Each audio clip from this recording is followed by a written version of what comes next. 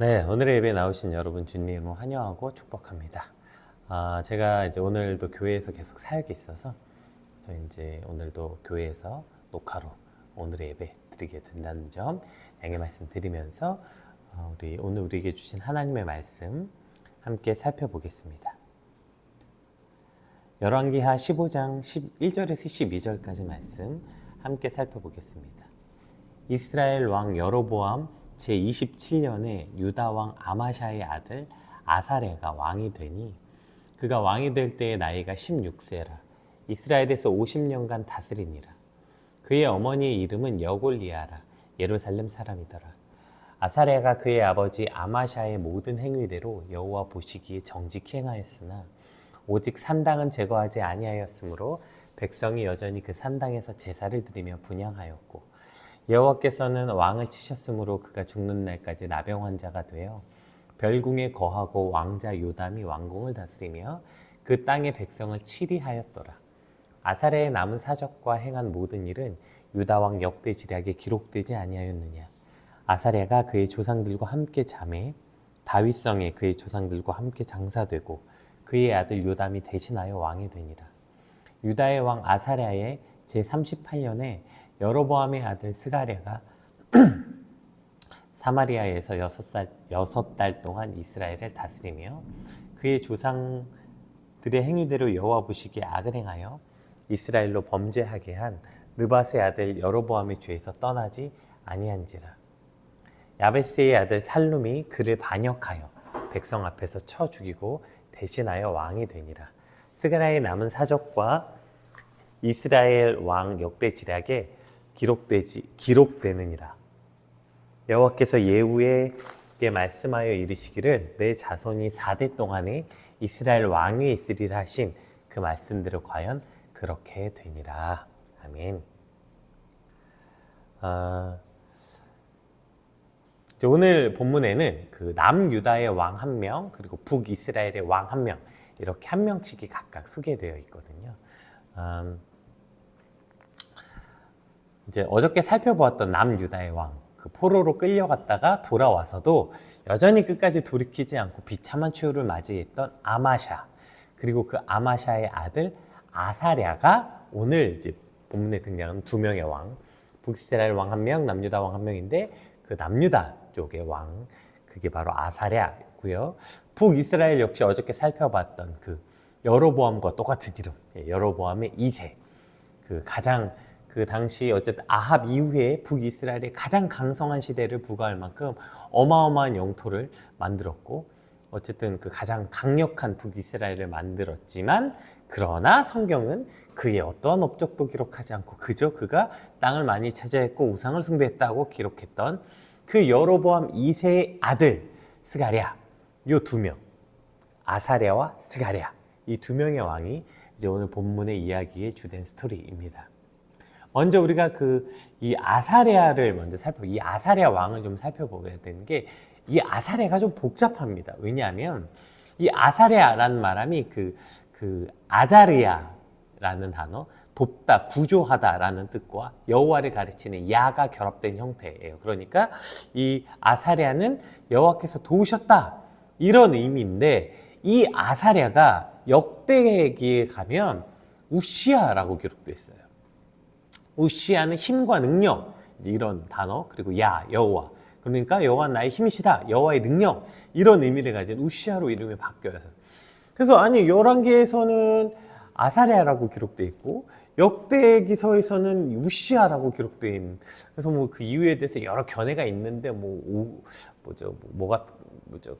이제 전승 내려오면서 어떤 자음이나 모음이 탈락됐다 이렇게 해석하기도 하고 그런데 이제 대표적으로 가장 기본적으로 우리가 이걸 이해할 수 있는 건 성경에서 이렇게 이름이 여러 개로 기록된 사람들이 많이 있잖아요. 대표적으로 야곱을 이스라엘로 기록하기도 했고요, 게바를 베드로, 이런 것처럼 우시야가 공식 왕명이었고 이 아사랴는 본명이었을 것으로 대부분 추측합니다.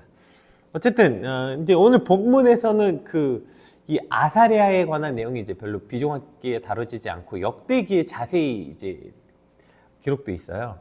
그래서 사실 성경 좀 읽어보신 분들은 이 아사랴라는 왕은 몰라도 우시야라는 왕은 익숙할 거예요.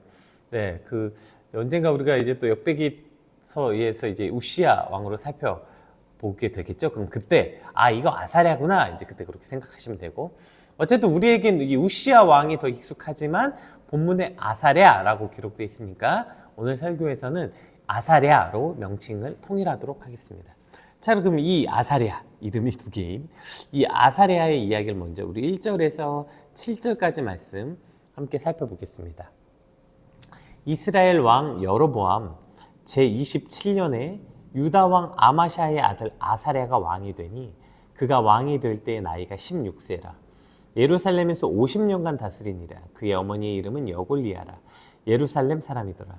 아사랴가 그의 아버지 아마샤의 모든 행위대로 여호와 보시기에 정직히 행하였으나 오직 산당은 제거하지 아니하였으므로 백성이 여전히 그 산당에서 제사를 드리며 분향하였고, 여호와께서 왕을 치셨으므로 그가 죽는 날까지 나병 환자가 되어 별궁에 거하고 왕자 요담이 왕궁을 다스리며 그 땅의 백성을 치리하였더라. 아사랴의 남은 사적과 행한 모든 일은 유다 왕 역대 지략에 기록되지 아니하였느냐? 우리가 그 아사랴가 16살의 왕이 돼서 무려 52년간 유다를 통치했다. 오늘 본문에 이렇게 기록하고 있어요. 그러니까 사실 이 52년간의 통치 기간은 정말 어마어마하게 긴 시간이죠. 근데 이제 이 긴 통치 시간이 어땠냐? 왕인데 나병에 걸렸대, 나병에. 그래가지고 왕궁에 있지 못하고 별궁에 있다가 죽었다고 기록되어 있어요. 이 아사랴에 대한 기록은 역대하에 더 자세히 기록되어 있는데요. 그가 이제 하나님 보시기에 정직히 행했던 그 이 52년이나 나라를 다스렸던 이 왕이 그럼 왜 이렇게 비참한 최후를 맞이했는가? 분명히 정직히 행했다면서 왜 그랬는가? 그래서 우리가 이제 오늘 역대하 말씀을 좀 같이 볼게요. 역대하 26장에 이제 좀 더 자세히 기록되어 있습니다. 볼게요. 여기 우시야가 이제 아사랴예요. 우시야가 왕위 오를 나이가 16세라. 예루살렘에서 50년간 다스리니라. 52년간 다스리니라. 그의 어머니 이름은 여골리아라. 우시야 이름 빼고 다 똑같죠. 어머니 이름, 통치 기간. 예루살렘이었더라. 여기 아까 본 말씀과 거의 동일하죠. 자, 우시야가 그의 아버지 아마샤의 모든 행위대로 여호와 보시기에 정직하게 행하며, 아까 읽은 본문하고 거의 동일합니다. 하나님의 묵시를 밝히 아는 스가랴가, 자 여기서 오늘 본문에도 스가랴가 나오죠. 이 스가랴는 북이스라엘의 왕이고요. 지금 여기서 등장하는 스가랴는 남유다에 있는 스가랴 선지자를 말해요. 스가랴가 사는 날에 하나님을 찾았고 그가 여호와를 찾는 동안에는 하나님이 형통하게 하셨더라. 이제 그렇게 기록되어 있고, 자, 일단 여기까지만 볼게요. 그러니까 지금 그렇게 형통하게 해주셨어요. 그 하나님이 이 아사랴를 그 형통하게 해주셨고, 그렇게 해서 이제 그가 이제 형통했으니까 아마 나라가 태평성대가 됐겠죠. 그랬더니 어떻게 됐냐? 그가 강성하여짐이 어떻게 됐냐면 26절 볼게요. 그가 강성하여짐에 그의 마음에 교만하여 악을 행하여 그의 하나님 여호와께 범죄하되 곧 여호와의 성전에 들어가서 향단에 분향하려 한지라.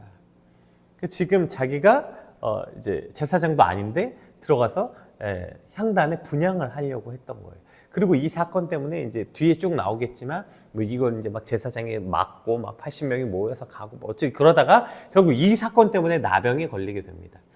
여러분 근데 이거 약간 좀 기시감이 있지 않습니까? 그러니까 우시야가 스가랴가 살아있는 동안에 하나님 앞에 정직하게 행했다가 스가랴가 죽고 났더니 교만해져서 망했다, 이런 내용. 이거 기시감 있죠.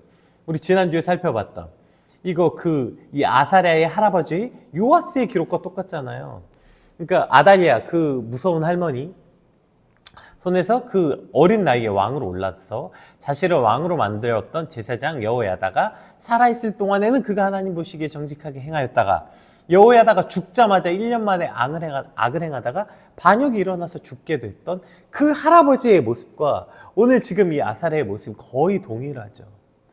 그러니까 오늘 아사랴도 그렇고 스가랴도 그렇고 살아있는 스가랴가 살아있는 동안에 하나님 앞에 정직하게 행하고 잘 살다가 스가랴가 죽고 나자 이제 내 자유다, 맘대로 좀 하자, 그러다가 나병에 걸린 거예요. 여러분 우리 그런 말 있잖아요. 야, 좋은 말도 한두 번이지 하물며 그 싫은 말은 듣고 싶겠냐, 뭐 이런 얘기잖아요. 사실 싫어하는 말, 지적하는 말, 이런 말을 듣기 좋아하는 사람이 어디 있겠어요. 뭐 어릴 때는 엄마가 주로 그 싫은 말을 하죠. 우리 이건 잔소리라고 불러요. 그러니까 잔소리라는 게 쓸데없는 소리라는 의미. 네, 여러분, 근데 잔소리가 꼭 쓸데없는 소리는 아니잖아요. 그러니까 잔소리라는 뜻에 조금 더 우리가 그 체감상 느끼는 말은 싫어하는 말, 내가 듣고 싶지 않은 말을 잔소리라고 많이 여기는 것 같아요. 엄마가 하죠. 좀 더 커서는 주로 남편과 아내가 하고요. 교회에서는 목사님이나 전도사님이나 뭐 강도사님이 하겠죠. 이제 이런 잔소리 들으면 인간의 반응은 그만 좀 해, 이런 거죠. 근데 여러분, 어쩌면 그 잔소리가 오늘 우리를 살리고 있는 거예요. 그 잔소리 때문에라도 우리가 우리 삶을 바르게 하고 하나님과 사람 앞에서 정직하게 행하고 살고 있다면 여러분, 그 잔소리가 얼마나 감사한 일입니까? 하물며 그것이 우리의 신앙에 대한 잔소리라면 여러분, 그 얼마나 귀한 잔소리예요. 오늘 아사랴도요, 그리고 그 할아버지 요아스도요, 그 곁에서 잔소리했던 사람, 특별히 그게 그냥 잔소리가 아니라 하나님의 말씀을 계속해서 가르쳐줬던 제사장과 선지자가 그 곁에 있었을 때 그들은 끝까지 바른 왕, 하나님 앞에 정직을 행하는 왕이었어요. 그런데 그 사람들이 죽고 나자마자 저렇게 망가진 삶이 되었다. 이걸 오늘 성경에서 기록하고 있는 거예요.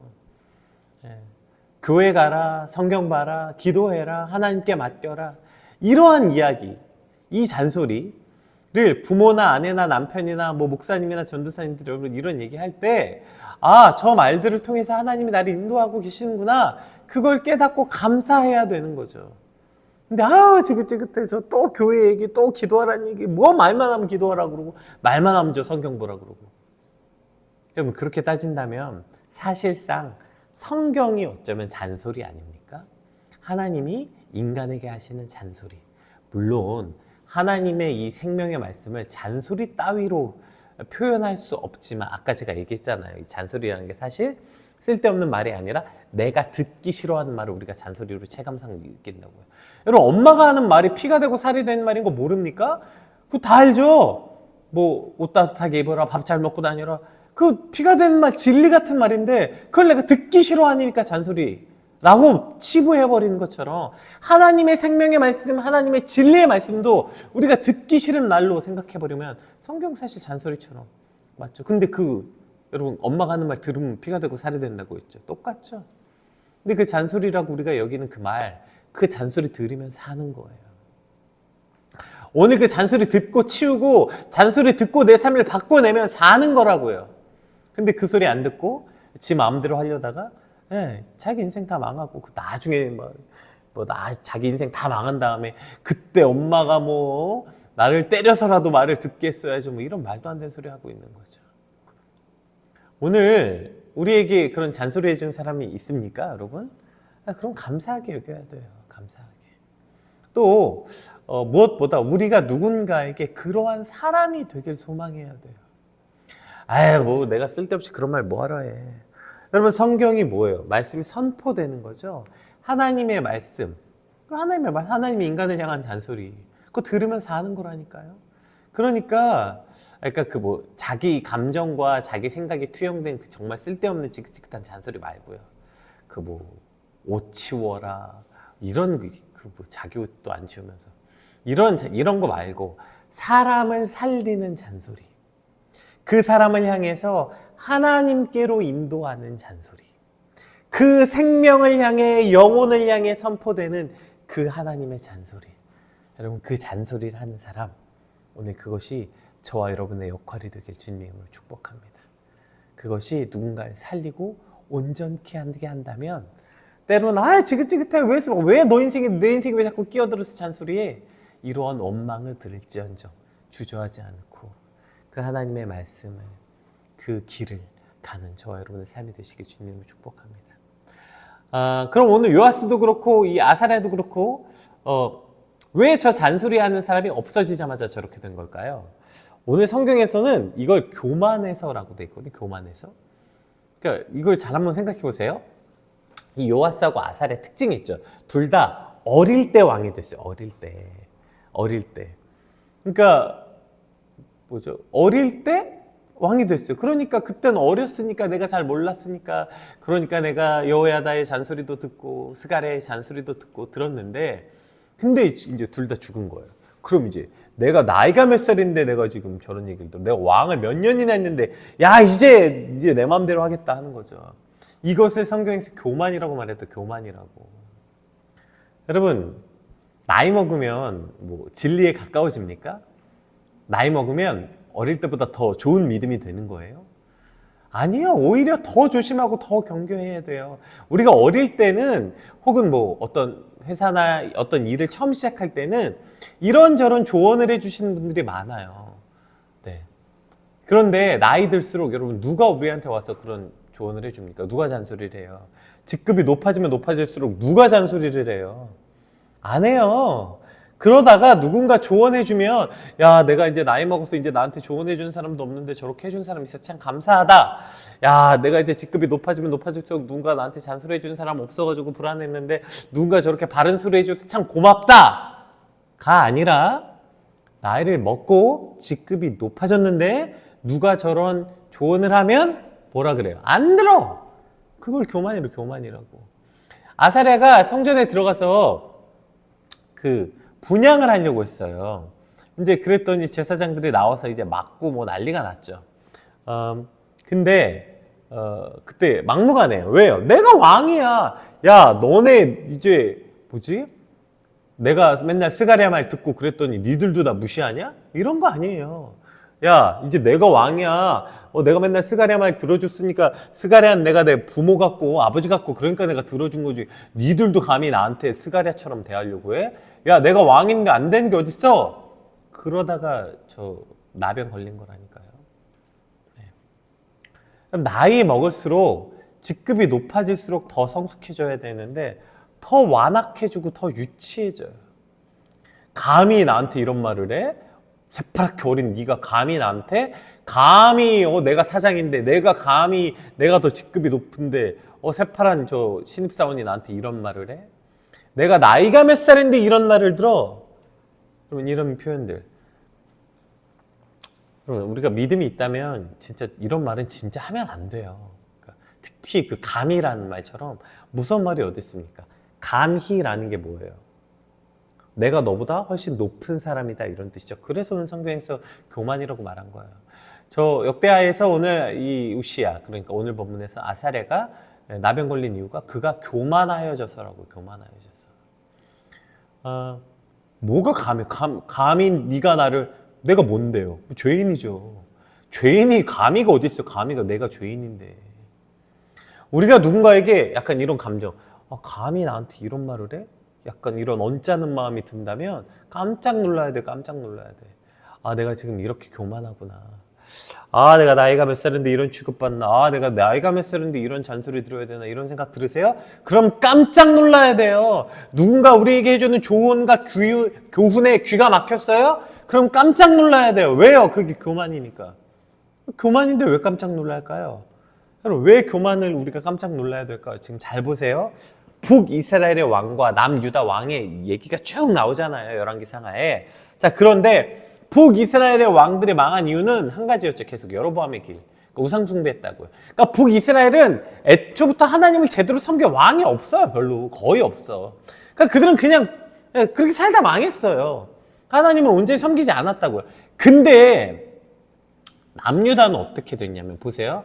요아스 여호야다 죽으니까 내 맘대로 할 거야. 이러다 죽었다고요.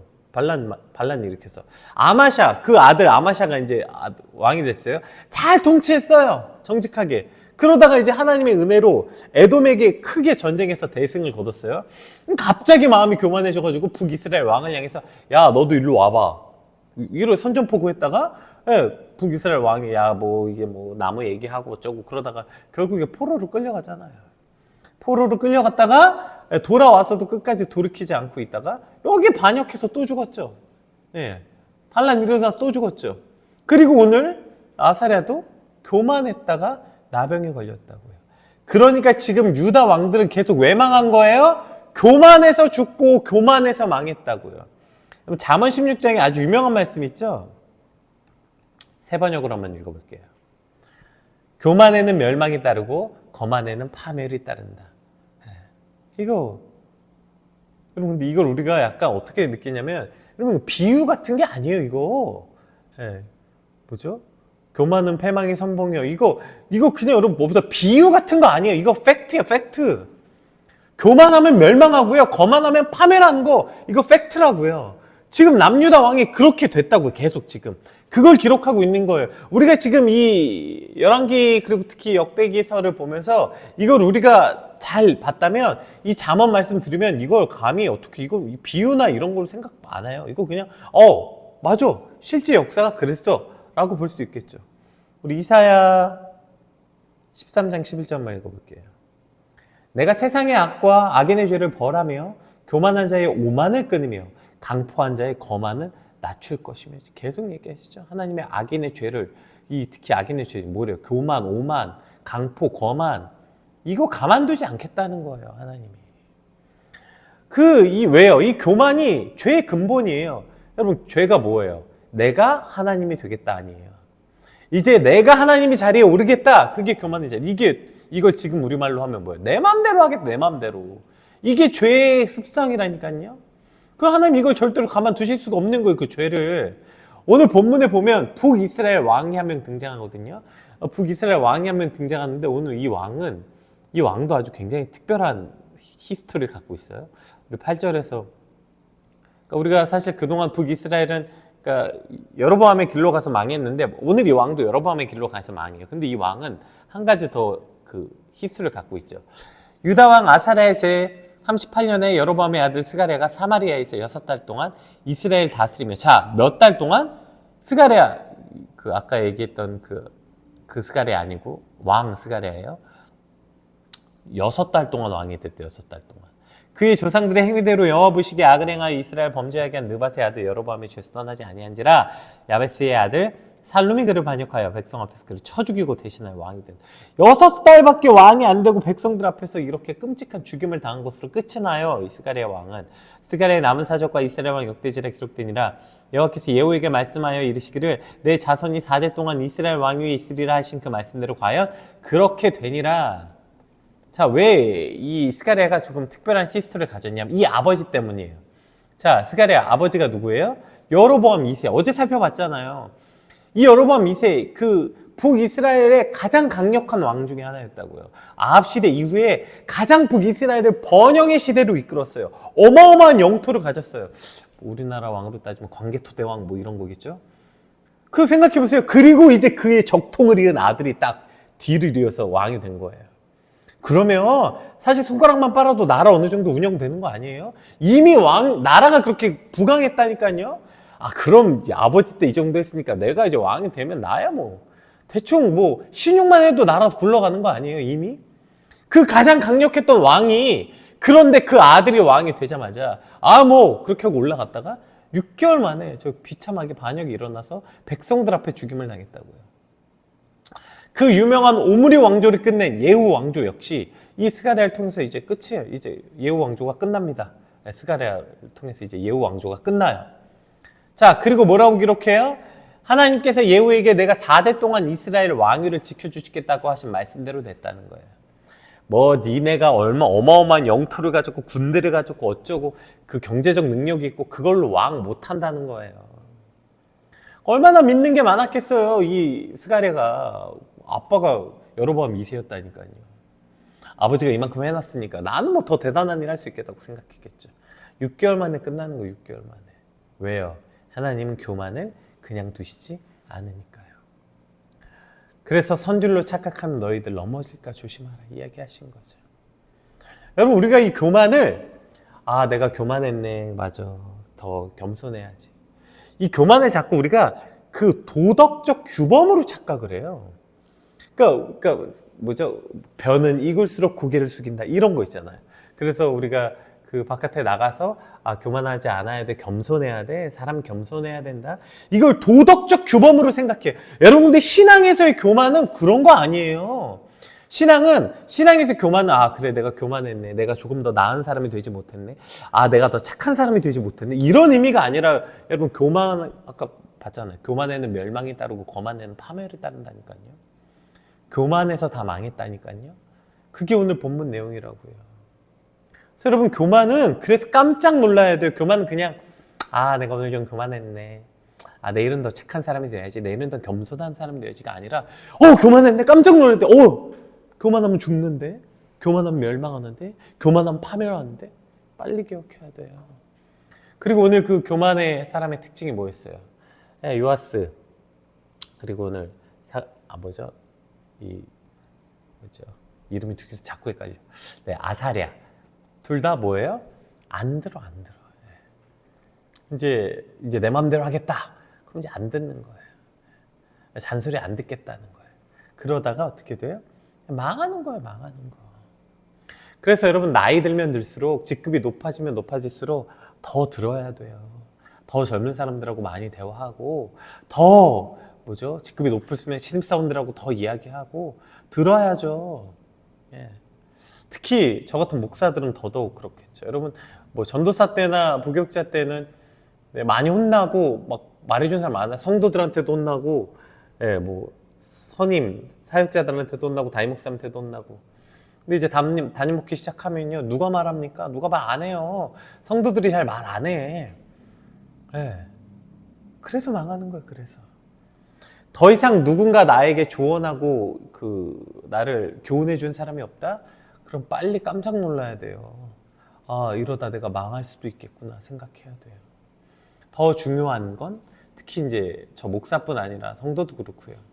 사람이 말을 안 해줍니까? 그럼 이 사람 저 사람 따라다니면서 나 잘못한 거 없어 물어보라는 건 아니에요. 그럼 어떻게 해요? 죽을 힘을 다해 하나님께 들어야죠. 우리가 아까 맨 처음에 뭐라고 했죠? 그래서 제가 오늘 본문 제목을 하나님의 잔소리라고 하려고 하다가 너무 본문이 제목만 보고서 너무 어그로 같아가지고 제가 그렇게 하지 않았지만 그 하나님의 잔소리를 들어야 된다고요. 이 성경의 교훈과 바르게 함을 들어야 그 잔소리가 뭐라고요? 사람을 살리는 잔소리, 생명의 잔소리가 되는 거라니까요. 그게 하나님의 말씀이라면 당연히 들어야죠. 여러분 히브리서 4장 12절 너무 잘하는 말씀이죠. 하나님의 말씀은 살아있고 활력이 있어 좌우의 날선 어떤 검보다 예리하여 혼과 영과 및 관절과 골수를 찔러 쪼개기까지 하며 또 마음의 생각과 뜻을 판단하나니. 아멘. 왜 오늘 우리가 매일 이 말씀 앞에 나오는 것입니까? 여러분 왜 매일 이 아침에 오늘의 예배 왜 들으시는 거예요? 이 말씀을 통해서 약간 오늘의 운세처럼 오늘 어떤가? 이렇게 말씀 보시는 거예요? 아니면 말씀을 통해서 어떤 위로와 평안을 얻기 위해서 그래도 오늘 말씀 읽었으니까 마치 부적 몸에 지니고 있으면 든든한 것 같이. 우리가 말씀을 읽는 이유고 우리가 말씀을 듣고 큐티하는 이유, 말씀 묵상하는 이유 딱 한 가지예요. 그 말씀 앞에 우리의 삶을 날마다 교정하고 교훈해 나가기 위해서 말씀 읽는 거예요. 그 말씀은 살아있고 활력 있어 좌우의 날선 어떤 것보다 예리하여 우리의 혼과 영과 관절과 골수를 찔러 쪼개서 우리를 수술시키는 거예요. 우리의 잘못된 걸 수술시키고 우리를 온전하게 만드는 것. 그래서 그 말씀으로 우리를 교정받는 거예요. 그럼 그 말씀이 당연히 불편하겠죠. 당연히 불편해야 돼요. 여러분 잔소리 들을 때마다 나 잔소리 들을 때 너무 좋아 이런 사람이 어디 있습니까? 불편해요. 그런데 기억하십시오. 그 불편함이 있는 동안 사는 거예요. 그 불편함이 이제 나 됐어. 나 불편한 거 싫어. 내 맘대로 할 거야. 하는 순간 다 망한 거라고요. 그리고 성경에서 내 맘대로 할 거야. 이 순간 교만이라고 불렀다고요. 그게 멸망이요. 파멸이라는 것입니다. 그래서 하나님 말씀 앞에 그 말씀이 우리를 찌르고 우리의 말씀을 그 말씀이 우리의 골수를 쪼개고 근데 그 불편함이 우리를 살게 한다고요. 불편함이 있는 동안 사는 거예요. 근데 그거 싫어서 내 맘대로 할 거야. 나 이제 싫어. 나 편한 거 할 거야. 그러다가 요아스도 망했고요. 그러다가 오늘 아사랴도 문둥병이 걸리고 다 그 교만 때문에 죽었다고요. 교만 때문에. 오늘 하나님의 말씀 앞에 날마다 스스로 교정하고 겸비하는 삶이 되길 주님의 축복합니다. 또 다른 이들의 조언에 기꺼이 귀를 기울이는 저 여러분의 오늘이 되길 위해서 우리 받은 말씀 놓고 함께 같이 기도하겠습니다. 기도합시다.